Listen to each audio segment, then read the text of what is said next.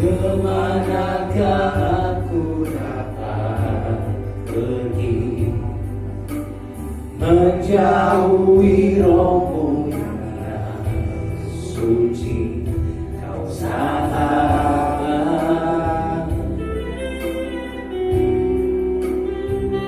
dan kau dekat.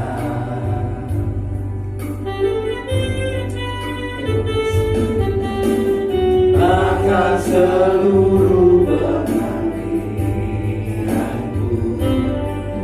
tak bisa membalas kesetiaanmu, sungguh mulia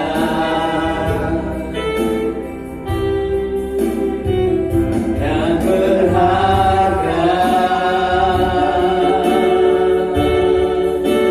sungguh besar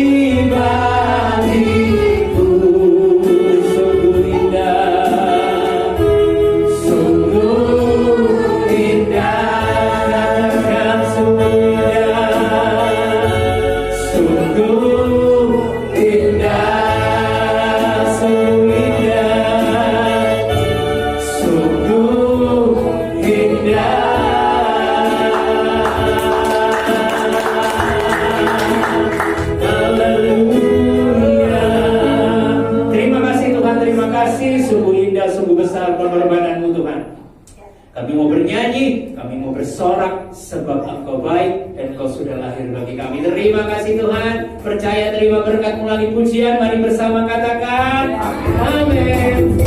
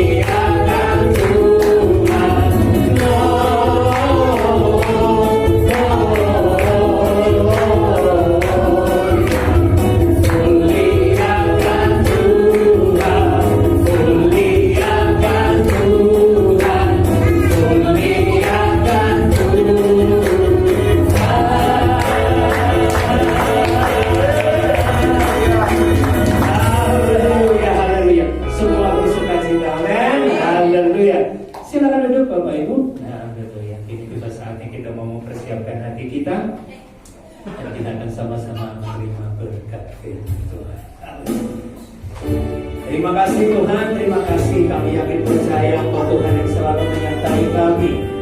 Engkau Tuhan yang selalu ada bersama kami. Di dalam keadaan kami seperti apapun Tuhan, kami yakin, kami percaya Engkau Tuhan yang tidak pernah meninggalkan kami. Terima kasih Tuhan, terima kasih. Terima kasih Yesus. Haleluya.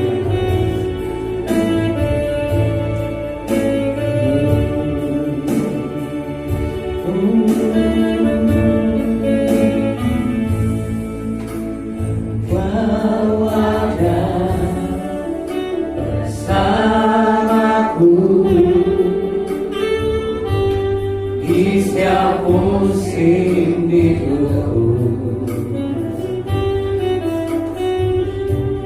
Tak pernah kau biarkan ku sendiri.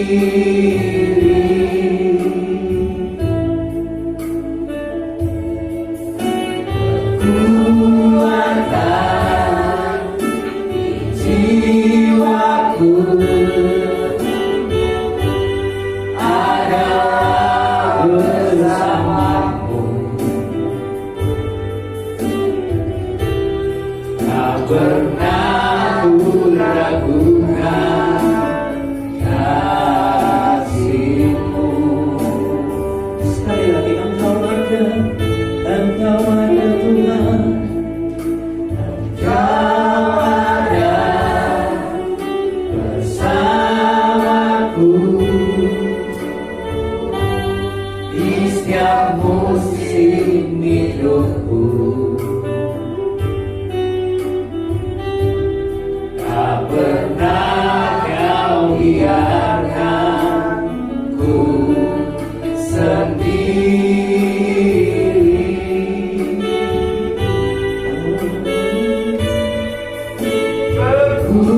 Kekuatan di jiwaku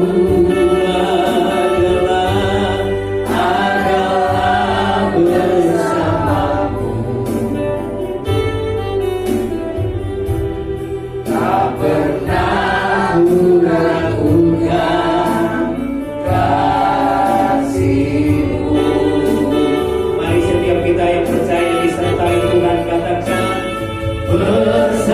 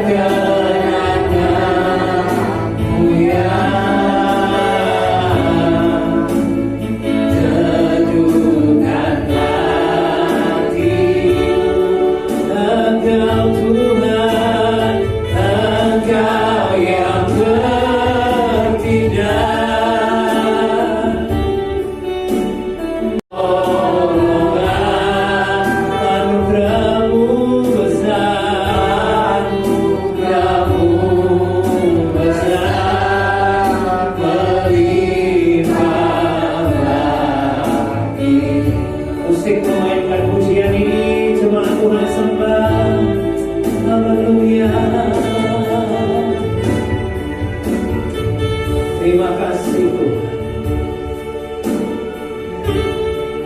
12 hari lagi kami semua akan merayakan kelahiran-Mu bagi kami. Bukti kasih-Mu buat kami, sehingga Kau sudah menyerahkan anak-Mu yang tunggal bagi kami, supaya barang siapa di antara kami tidak ada satu pun yang binasa, tapi beroleh hidup yang kekal. Terima kasih Tuhan. 17-18 hari lagi Tuhan, kami akan merayakan perpindahan tahun untuk kami memasuki tahun 2021. Engkau sudah pelihara kami di tahun 2020. Kami percaya Tuhan, penyertaan-Mu sempurna buat kami di tahun 2021. Mari semua Tuhan, saya undang Bapak Ibu bangkit berdiri. Sekali lagi kita mau katakan bersama-Mu. Bersama-Mu Bapa,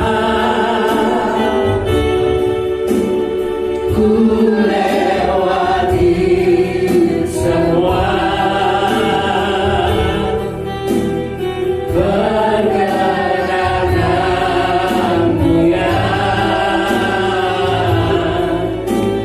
teduhkan hatiku. Engkau yang bertindak, memberi pertolongan. Anugerah-Mu besar, anugerah-Mu besar, melimpah hatiku.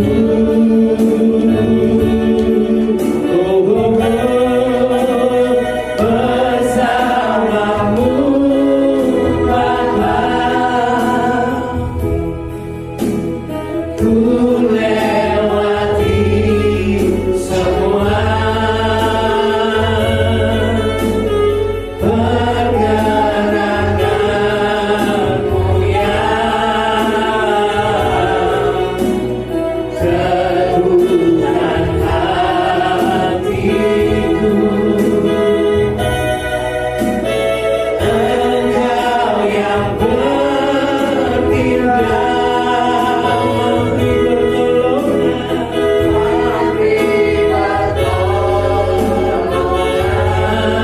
Anugerah-Mu besar, anugerah-Mu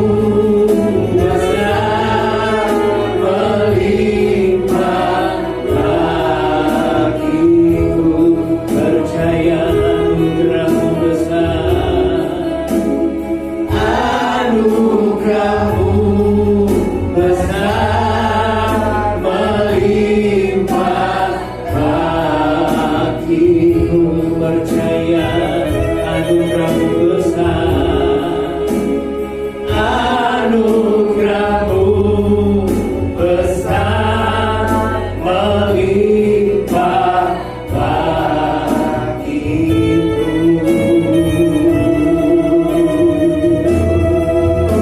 Terima kasih Tuhan, terima kasih. Kami percaya, kami yakin penyertaan-Mu sempurna, besar bagi kami.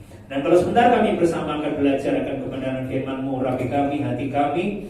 Jadikan tanah yang subur hati kami Tuhan, sehingga pada saat benih firman-Mu ditabur dapat bertumbuh berbuah. Dan semuanya hanya untuk hormat dan kemuliaan nama-Mu, hamba-Mu Tuhan yang sudah Engkau persiapkan. Tutup bungkus Tuhan dengan kuasa darah-Mu. Apapun yang beliau sampaikan semua adalah kehendak-Mu, semua berasal daripada-Mu. Terima kasih Tuhan. Mari semua Tuhan yang siap untuk terima berkat firman Tuhan, mari bersama katakan amin. Amin. Silakan duduk. Shalom. Baik, kita akan belajar bersama-sama kebenaran firman Tuhan. Kita buka di dalam Injil Matius pasalnya yang pertama ayat yang 18 sampai yang ke-17.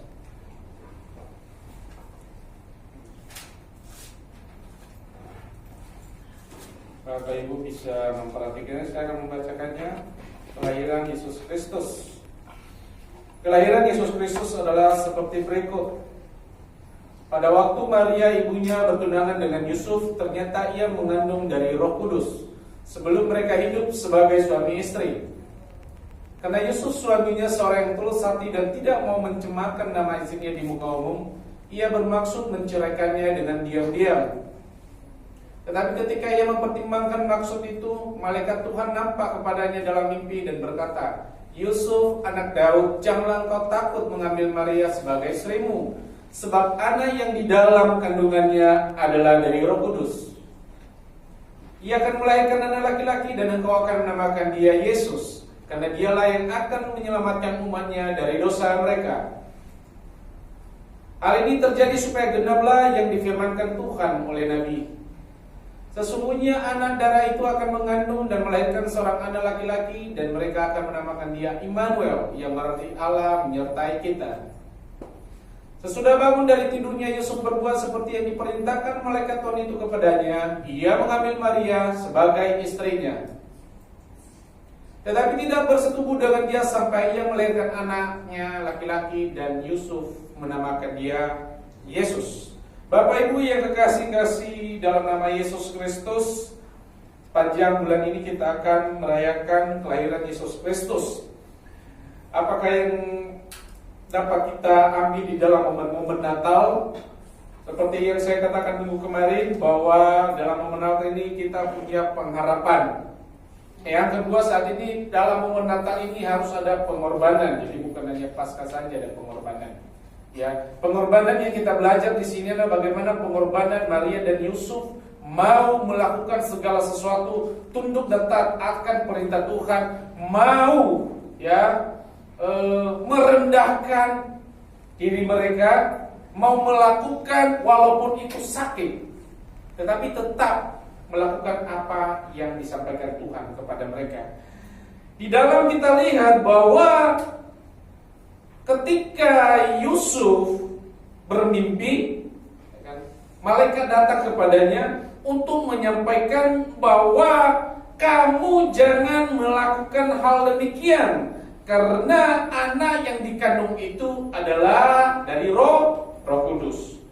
Bapak Ibu kekasih-kasih Tuhan, sebelum Yusuf diberikan mimpi oleh Allah melalui malaikatnya, Yusuf itu sudah bijaksana dalam mengambil satu tindakan. Bapak Ibu, saya tahu kita sering mungkin dalam hidup kita sering bermimpi. Kalau tidur lagi mimpi, ya mungkin mimpi itu mimpi indah. Mimpi indah antara lain kita mungkin lagi pergi liburan sama istri atau sama pacar. Mungkin lagi mimpi tentang bagaimana besok ini lagi dapat uang koper, kan banyak itu, ya, lagi dapat uang koper kan, mimpi-mimpi indah seperti itu, ya. Dan kita lihat bahwa mimpi-mimpi indah itu ketika kita sudah terbangun dan melihat tidak sesuai kenyataan, kita ingin lagi melihat mimpi itu, ya. Kita pasti membayangkan mimpi itu. Tapi kalau Bapak Ibu dalam keadaan mimpi buruk, pasti Bapak nggak mau mengulanginya. Dalam nama Yesus, itu berarti lagi ketemu setan. Hello? Kita kalau tidur kan sering gitu, ya. Kita dalam nama Yesus, segala macam, ya. Mungkin lagi mimpi, nggak mau lagi mengulangi mimpi itu, mungkin lagi dikejar sama anjing gila. Banyak. Mungkin dalam mimpi itu dia lagi tiba-tiba jatuh. Tiba-tiba gelap, kan banyak seperti itu. Nanti cerita, iya aku mimpi. Kita kan tidak mau mengulang hal seperti itu. Tapi keadaannya terjadi dalam kehidupan mimpi Yusuf. Ketika Tuhan datang, minggu kemarin saya katakan, Tuhan mengatakan melalui mimpinya, hei, engkau pergi ke Mesir. Saat itu pergi, engkau pergi lagi balik ke sini. Jadi sesuatu mimpi memang tidak mudah untuk dilakukan. Karena kenapa? Diburu, ditakut-takuti, sangat takut dalam kehidupan. Karena kenapa? Dengan keberadaan Yesus di tengah-tengah mereka, ada satu hal pengorbanan yang mereka lakukan. Mereka nggak tenang hidup. Kelahiran Yesus itu, Maria dan Yusuf, mereka loh di dalam ancaman loh. Jadi jangan kita pikir, wow, hari Natal besok kau selesai, weh. Tidak. Pengorbanan loh, benar? Mereka dikejar-kejar oleh Herodes. Mereka harus pindah dari kota lain ke ke Mesir. Mereka harus menunggu Herodes mati, baru balik lagi. Benar? Anak mereka dalam ancaman. Umur waktu itu harus mata. Umur yang di bawah 2 tahun harus dibunuh. Sama seperti Firaun waktu itu. Gak gampang. Mereka harus menghindar. Mereka harus menerima banyak cacian dari orang kalau ketahuan dia hamil di luar nikah. Jadi Natal itu bukan hanya sukacita. Bapak Ibu kekasih Tuhan. Nah, di sini kita bisa melihat kita kembali kepada mimpi di dalam Alkitab di sini. Pada waktu Yusuf bertunangan dengan Maria, dalam adat istiadat Yahudi dikatakan pertunangan adalah salah satu tahap dalam hubungan ke jenjang yang lebih nantinya, pernikahan. Jadi di sini ada satu jenjang di dalam hal itu. Ya, orang kalau bertunangan pasti harus ketemu kedua mempelai, kedua orang tua. Pertemuan ini diresmikan bukan hanya dengan mereka berdua saja. Biasanya kalau bagaimana tinjingan biasanya itu ya ada dari pihak keluarga, ada pihak laki-laki di sana semuanya, saudara-saudara ada. Nah, di sini kita lihat Bapak Ibu, Yusuf juga bisa di sini ketika mereka sudah bertunangan, lalu ketika dia tahu bahwa Maria ini hamil mengandung. Di sini Yusuf bisa menuntut loh Bapak Ibu, karena adat pada waktu itu orang yang melakukan belum punya suami tapi melahirkan atau mengandung, pada waktu itu dirajam sama batu. Dirajam sama batu. Itu dosa yang besar. Jadi dia harus dirajam dengan batu. Nah, dengan tradisi-tradisi itu, maka di sini Yusuf berusaha supaya Maria ini tidak mengalami hal demikian. Sebelum malaikat menyampaikan itu, menceraikan, dia sudah ada, mau rela berkorban. Padahal yang ada sebenarnya sakit hati, benar? Saya nggak melakukan apa-apa, tapi kamu sudah kok mengandung. Yang ada pasti kita sudah rajam dengan batu. Tapi rencana Allah ada di dalam kehidupan mereka. Mau tidak mau, Yusuf mau menerima Maria. Bapak Ibu kekasih Tuhan, di sini. Namun yang kedua saya lihat di sini bahwa Yusuf punya alternatif kedua. Dia tidak mau mempermalukan Maria, mempermalukan keluarganya. Dia dirajam dengan batu. Dia tidak dihargai sebagai wanita yang tidak benar. Maka Yusuf mengambil alternatif kedua. Dia ingin menceraikannya diam-diam. Kalau pada waktu itu menceraikan dengan diam-diam pun harus ada orang saksi, paling tidak 2 orang yang mengetahui hal itu. Nah, di dalam penceraian ini dia melakukan dengan diam-diam. Mengapa dia mau melakukan tersebut Bapak Ibu? Nah, dalam tradisi Yahudi, menceraikan dengan diam-diam, saya katakan tadi, harus disaksikan oleh 2 orang. Nah, kenapa Yusuf mau melakukan ini? Karena saya katakan tadi, Yusuf tidak mau mempermalukan keluarga dan Maria. Nah, tetapi Bapak Ibu, sikap Yusuf ini menunjukkan betapa tulusnya. Ayat 19 tadi dikatakan bahwa Yusuf itu tulus hatinya. Orang yang tulus hati, sekalipun disakiti, dia tidak akan membalas, karena dia sudah tulus dengan ikhlas dari hatinya. Karena dia tulus mencintai Maria, dia tidak mau mempermalukan Maria sekalipun sebenarnya dalam pandangan manusia, keluarga Yusuf, Maria bersalah karena dia tidak mengandung anak Yusuf. Persoalannya di sini Bapak Ibu, Yusuf mengambil tindakan yang bijaksana. Bijaksana kenapa? Sebelum malaikat datang menyampaikan kepada dia bijaksana ingin menceraikan dia supaya tidak dipermalukan. Berarti kan ini kan dari awal memang hatinya tuh tulus. Coba kalau nggak tulus, peduli amat, iya kan? Kamu melakukan, saya sudah tulus, tapi kamu melakukan kejahatan di balik ketulusanku, itu kan kita, wah, artinya kita marah. Nah, itu namanya bukan tulus. Kasih Tuhan. Makanya dikatakan di sini Yusuf ini tulus, sikapnya baik sekali. Orang ini sabar, orang ini murah hati, orang ini sekaligus tegas. Tegas dalam hal ini dia mau menceraikan. Dia punya ketegasan sebagai seorang yang tulus, sebagai seorang yang mencintai, dia harus melakukan hal itu supaya di tengah-tengah masyarakat nanti mereka tidak diolok-olok, Maria tidak dirajam dengan batu, keluarga mereka tidak dihina. Makanya dia mau melakukan sesuatu, bagaimana caranya supaya masalah ini tidak kena dampak yang sana, tidak kena dampak di sini. Saya ambil jalan tengah.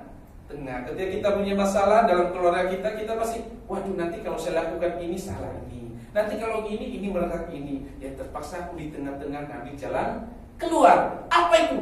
Jalan keluar di dua sisi tidak merugikan. Dan inilah yang dilakukan Yusuf. Jadi Natal adalah suatu pengorbanan.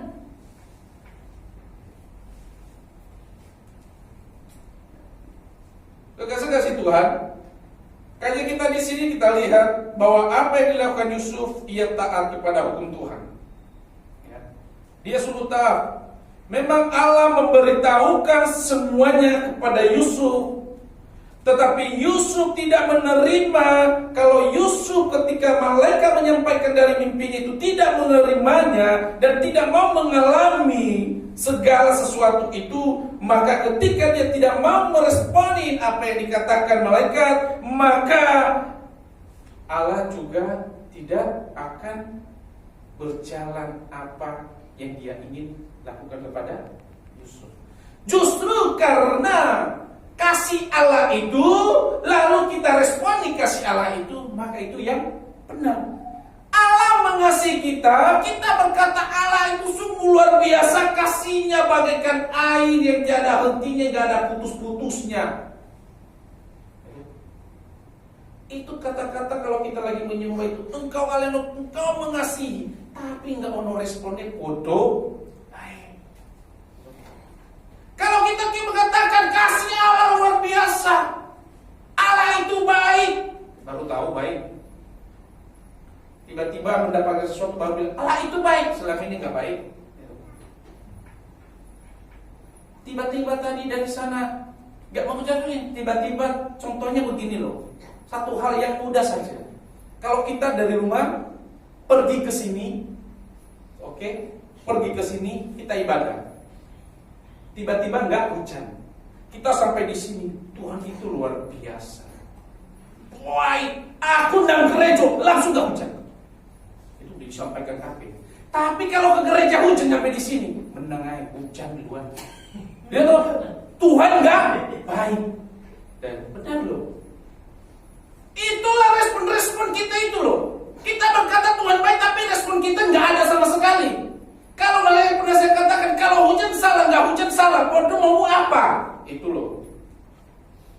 Lalu kita berkata bersukacita, bersorak-sorai, pengorbanan. Tetapi pengorbanan satu ya, bukan saya mau yang gini, oh kita. Contohnya gereja kita. Kita retreat. Kita bersama-sama jemaat. It's okay. Itu kebahagiaan kita menyambut Kristus. Tapi itu bukan pengorbanan.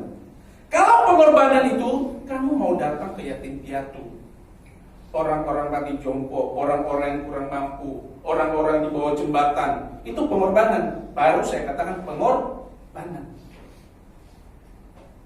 Tuhan mengajarkan di sini Yusuf melalui Maria. Tidak di momen kelahiran Kristus, tidak ada satupun hal yang gak mereka terima, masalah yang banyak mereka hadapi. Mereka harus menerima nanti anaknya dibunuh. Mereka harus nanti dihina segala macam. Bukan hanya waktu di kayu salib saja pengorbanan itu. Ketika lahir di dunia ini sudah berkorban. Kenapa? Karena kasihnya. Tapi responnya kita sekarang yang ditunggu-tunggu. Responnya itu loh.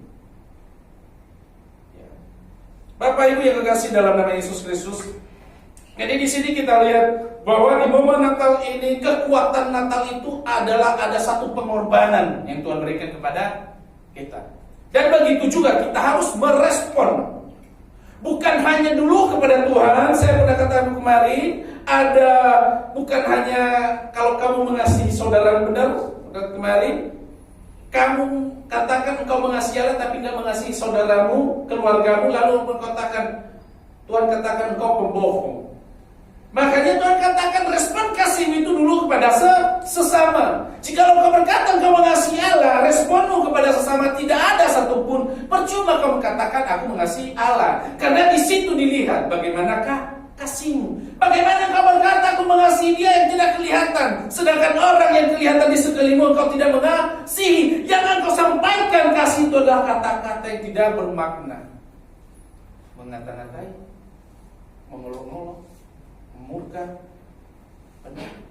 Katanya aku tulus, tapi membenarkan diri sendiri. Jadi yang dialami Maria menurut pandangan manusia di sini memang tidak masuk akal. Benar? Masa tiba-tiba mengandung, gak melakukan apa-apa, lalu Roh Kudus. Keluarganya mungkin, tidak mungkin lah. Ada-ada saja. Tapi ini jalannya Tuhan. Maria dan Yusuf mau gak merespon itu? Tapi pada kenyataannya mereka mau. Karena dikatakan, terjadilah kehendakmu terjadi kepadaku. Berarti kalau Maria sudah berkata kehendak Allah biar terjadilah kepadanya, dia sudah siap menerima konsekuensi apapun yang terjadi di dalam dirinya. Karena pada awal Tuhan katakan engkau akan mengandung, lalu dalam hati sekarang dikatakan engkau akan mengandung. Saya mengandung dari mana? Saya saja belum berhubungan. Nah, tetapi karena dia langsung merespon itu tanpa berpikir panjang, maka kuasa Allah itu bekerja di dalam kehidupannya. Dia rela menanggung malu, benar? Dia rela dicaci maki, dia rela dirajam dengan batu. Pengorbanan, sukacita di situ tidak. Bukan sukacita yang dia alami. Dengan kelahiran dia siap mengalami segala sesuatu tantangan di dalam kehidupannya. Makanya ibu-ibu kalau mau melahirkan kan sukacita yang ada tidak tahu penyawa. Makanya saya itu mengubah paradigma kita. Karena kan selama ini saya kemarin juga bahas tentang paradigma tentang khotbah, tentang menyelesaikan masalah. Tuhan menyelesaikan masalah. Tahun depan kamu gak ada masalah. Tahun depan dengan tahun ini saya percaya, kita percaya, amin. Tahun depan masalah akan selesai. Tuhan, hari demi hari dunia ini firman katakannya semakin jahat. Tidak ada semakin masalahnya selesai.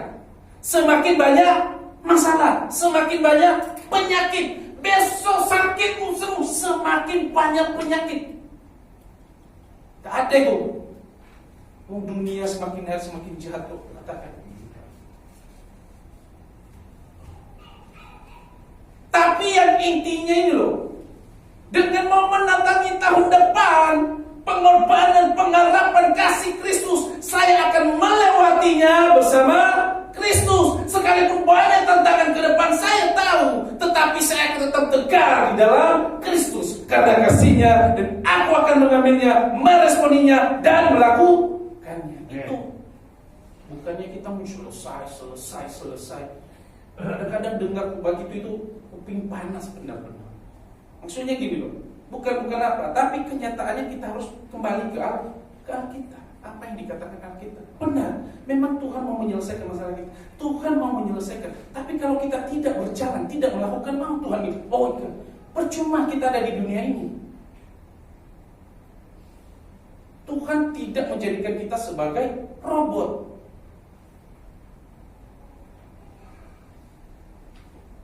Tuhan membiarkan, melihat sampai di mana kekuatan kita. Ketika kita punya masalah, maka Tuhan katakan, kamu dapat menanggung segala perkara-perkara, kamu menanggung masalah-masalahmu, tidak akan melampaui kekuatan. Amin. Jadi banyak akan ke depan. Tidak ada ke depan itu Gak ada masalah, tambah banyak. 2021 makan tapi banyak tantangan, banyak pengangguran, banyak segala macam. Kita kesusahan, entah kita tidak lihat nanti. Tapi kan dikatakan di sini ketika engkau mau meresponi itu, Tuhan beserta engkau. Jadi jangan kita berpikir ke depan besok gak ada masalah. Ya. Setiap kita menjelang selalu akan ada masalah. Amin. Jadi Bapak Ibu, kekasih-kasih Tuhan, di sini kita bisa melihat apa pengorbanan Maria dan Yusuf dalam menjalankan rencana Allah. Katakan, untuk menjalankan rencana Allah, Maria dan Yusuf harus mengorbankan banyak hal di dalam hidup mereka. Makanya kata Maria, jadilah padaku menurut perkataanmu. Artinya siap berkorban. Ya. Siap berkorban, yang saya katakan tadi, siap mengalami segala sesuatu apapun. Dia siap diceraikan oleh Yusuf, siap mengalami tantangan dalam hidupnya. Ya. Dan kita lihat begitu juga dengan Yusuf, ia bersedia mengambil Maria. Ya. Ini pengorbanan, ia sedia mengambil Maria, ia harus mengorbankan apa? Mengorbankan perasaannya, mengorbankan martabatnya, mengorbankan harga, ya, keluarganya, mengorbankan dirinya sendiri. Jadi kita lihat Bapak Ibu, dia mau mengorbankan masa-masa indahnya hanya untuk Maria melahirkan Yesus Kristus. Makanya dikatakan mereka tidak melakukan apapun sampai anak itu lahir. Kalau orang sudah menikah, masa nggak bulan madu? Udah menikah malah bukan bulan madu yang ada, malah tantangan yang ada dalam hidup mereka. Jadi kita belajar apa sih sebenarnya Maria dan Yusuf ini belajar? Tidak ada ketenangan mereka hadapi. Ya kalau kita, mereka harus pindah ke sini, kejar Herodes segala macam. Mereka harus ketika pergi, mereka menghindar, harus nggak ada penginapan segala macam. Mau seperti begitu. Secara laki-laki, ini kok tambah ruwet sih? Wes bukan aku yang melakukan, sekarang tambah ruwet. Kok aku yang menerima getahnya? Benar? Secara manusia. Tapi itulah akal manusia. Bapak Ibu kekasih-kasih Tuhan, mari kita belajar tentang pengorbanan yang dilakukan oleh Maria dan Yusuf. Mengapa Maria dan Yusuf berani berkorban di sini? Ya, mereka mau melakukannya karena Tuhan tahu setiap kelemahan hidup kita. Tuhan tahu setiap kekuatan batas kekuatan kita. Tuhan tahu kemampuan kita. Dan karena itu mereka percaya sekuat apapun, seberat apapun, ketika Tuhan yang berkata kepada mereka, mereka berani mau melakukannya dan berkorban.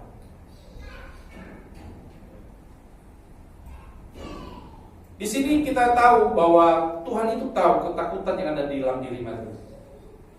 Tapi di sini melalui malaikat Tuhan menguatkan Maria. Melalui malaikat ini Tuhan menguatkan Yusuf. Melalui orang di sekitar kita, kita dikuat. Kalau Bapak Ibu hidup sendiri, terus siapa sih nguatmu? Kalau Bapak Ibu berkata di rumah saja, saya lihat apa itu? Apa kalau online, ibadah online? Terus kalau di rumah terus mengalami masalah, siapa sih nguatmu? Makanya ke gereja ada keluarga besar yang bisa menguatkan setiap masalah kita. Ada yang memberikan respon yang baik, ada yang menunjukkan jalan keluar, dan ada yang mengatakan tetap kuat di dalam Tuhan. Itulah kenapa Rasul Paulus kepingin supaya kita ini hidup berpuluh. Ya. Jadi Bapak Ibu, di sini kita lihat yang terakhir apa hasil dari pengorbanan mereka. Di sini kita lihat karya Allah melalui pengorbanan Maria dan Yusuf membuat semua orang yang berdosa, orang yang percaya kepada Tuhan diselamatkan. Di ayat 25 kan dikatakan di sana, ayat berapa tadi itu ya? Sesungguhnya ayat 19. 21. Ia akan melahirkan anak laki-laki dan engkau akan menamakan dia Yesus, karena dialah yang akan menyelamatkan umatnya dari dosa.